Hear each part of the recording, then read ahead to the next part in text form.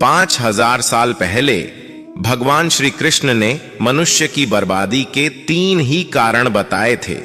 इस वीडियो में हम एक कहानी के माध्यम से हम आपको वो 3 कारण बताएंगे। तो चलिए देखते ही कौन से 3 कारण हैं जिन्हें करके व्यक्ति बर्बाद हो जाता है, और कहीं आप भी तो नहीं कर रहे 3 गलतियां। चलिए शुरू करते हैं। प्राचीन काल में एक नगर के पास के एक जंगल में एक सन्यासी रहते थे। संसार के तमाम आकर्षणों से दूर होकर उसने कई वर्षों की तपस्या से अपनी शक्तियों को जागरूक किया था। वह लोगों की हर समस्याओं का समाधान करता था। धीरे धीरे वह मशहूर होने लगे और यह बात राजा को पता चली।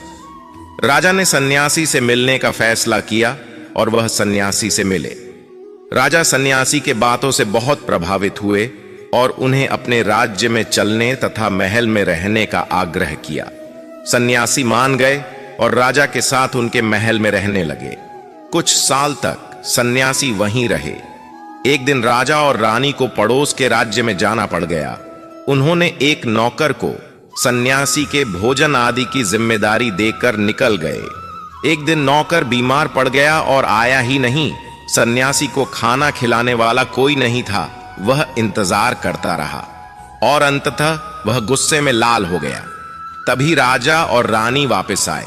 सन्यासी ने राजा को बहुत डांट फटकार लगाई और कहा कि तुम मेरी जिम्मेदारी नहीं उठा सकते थे तो क्यों मुझे लेकर आए। कुछ दिनों बाद मामला शांत हो गया। कुछ दिनों बाद राजा को फिर से पड़ोस के राज्य में जाना पड़ गया। इस बार राजा ने अकेले जाने का फैसला किया और रानी को खड़े निर्देशों के साथ सन्यासी के सेवा के लिए रख दिया। रानी रोज समय पर सन्यासी को खाना भेज देती थी। एक दिन रानी खाना भेजना भूल गई और वह नहाने चली गई। सन्यासी को खाना नहीं मिला तो सन्यासी ने काफी इंतजार के बाद महल में जाने का फैसला किया। सन्यासी महल में गया और उसकी नजर रानी पर पड़ी। रानी की सुंदरता सन्यासी के मन में घर कर गई। रानी के अद्भुत रूप को देखकर सन्यासी उसे भुला नहीं पा रहा था। उसने खाना पीना छोड़ दिया और कुछ दिन तक ऐसे ही पड़ा रहा। कुछ दिनों बाद राजा वापस लौटे और सन्यासी से मिलने गए। राजा ने कहा, क्या बात है, आप बहुत कमजोर हो गए हैं, क्या मुझसे और कोई भूल हो गई है। तो सन्यासी ने कहा कि नहीं, मैं आपकी रानी की अद्भुत सुंदरता की मोह में पड़ गया हूं और मैं उसे भुला नहीं पा रहा हूं, और अब मैं रानी के बिना जिंदा नहीं रह सकता। राजा ने कहा, यही बात है ना, मेरे साथ महल में चलिए, मैं आपको रानी को दे दूंगा। राजा सन्यासी को लेकर महल में गए। राजा ने रानी से कहा कि सन्यासी आपकी सुंदरता के दीवाने हो चुके हैं और बहुत कमजोर पड़ चुके हैं, और मैं किसी ज्ञानी व्यक्ति की हत्या का पाप अपने सर नहीं लेना चाहता। क्या आप सन्यासी की मदद करना चाहेंगी। रानी ने कहा, मैं समझ गई क्या करना है, और राजा ने रानी को सन्यासी को सौंप दिया। सन्यासी रानी को लेकर अपनी कुटिया में जाने लगे। रानी ने कहा कि हमें रहने के लिए एक घर चाहिए। सन्यासी ने राजा से कहा कि हमें रहने के लिए एक घर चाहिए। राजा ने उनके लिए तुरंत एक घर उपलब्ध करवाया। सन्यासी रानी को लेकर घर गया। रानी ने कहा, यह घर तो बहुत गंदा है, इसे साफ करवाइए। सन्यासी राजा से कह के घर को साफ करवाया। राजा के हुक्म से घर को साफ करवा दिया गया।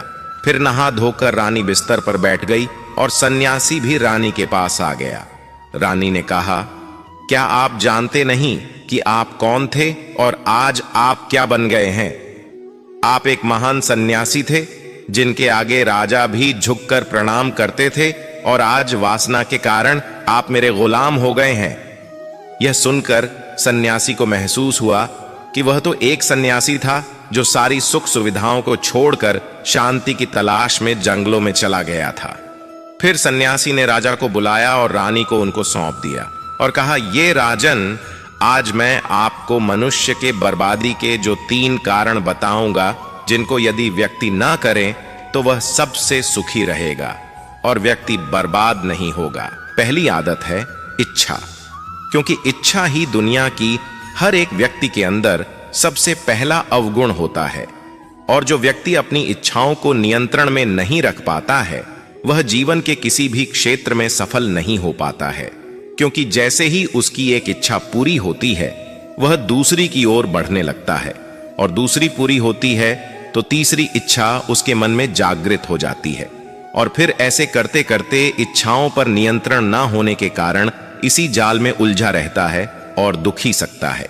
इसीलिए राजन, जब हम इच्छाओं पर नियंत्रण का लेते हैं तो हम हमारे मन पर भी नियंत्रण का लेते हैं, और जब हमारा मन हमारे बस में होता है तो हमें सुखी सुखी प्राप्ति होती है। फिर जो हम चाहते हैं वही हमारे साथ होता है। दूसरी आदत है वासना का जन्म। हमारे मन में उठने वाली इच्छाओं से होता है। जिस प्रकार इच्छा का कोई अंत नहीं होता और मनुष्य वासना के जाल में फंसता ही चला जाता है, वासना के वशीभूत होकर मनुष्य को कुछ भी नजर नहीं आता है। आज तक जितनी भी लड़ाइयां हुई हैं उनका सबसे बड़ा कारण स्त्री को पाने की इच्छा ही रही है। स्त्री के प्रेम में वशीभूत होकर राजा महाराजाओं ने आज से पहले बहुत सारे युद्ध किए हैं। रावण इस संसार का सबसे बुद्धिमान व्यक्ति था, लेकिन उसने भी माता सीता की सुंदरता में आकर अपना सब कुछ बर्बाद कर लिया। उसकी मृत्यु का कारण एक स्त्री ही बनी थी। कहीं राजा महाराजा तो युद्ध में इसलिए हार गए क्योंकि वो लोग स्त्रियों से रासलीला रचने में ही रह गए। ईश्वर ने तो स्त्री की उत्पत्ति इस संसार को बढ़ाने के लिए की है, लेकिन आजकल लोगों ने इसे अपनी वासना का शिकार बना लिया है, अपने मनोरंजन का साधन समझने लगे हैं, और जब उन्हें अपना यह मनोरंजन नहीं मिलता तो वो पागल हो जाते हैं और ना जाने क्या क्या कर बैठते हैं। इसीलिए ही राजन, जितना हो सके उतना वासना से दूर रहना चाहिए। तीसरी आदत है क्रोध, क्योंकि जब मनुष्य की वासना की पूर्ति नहीं होती है तो उसके अंदर क्रोध उत्पन्न हो जाता है, और जब व्यक्ति को क्रोध आता है तो उसे पर उसका नियंत्रण नहीं होता है, और फिर वो क्रोध में आकर कई गलत निर्णय ले लेता है। वो दूसरों को भला बुरा कह देता है, गालियां देता है, और जब उनका क्रोध शांत होता है तो उन्हें अपनी गलती का एहसास हो जाता है, लेकिन तब तक तो सब कुछ बर्बाद हो चुका होता है।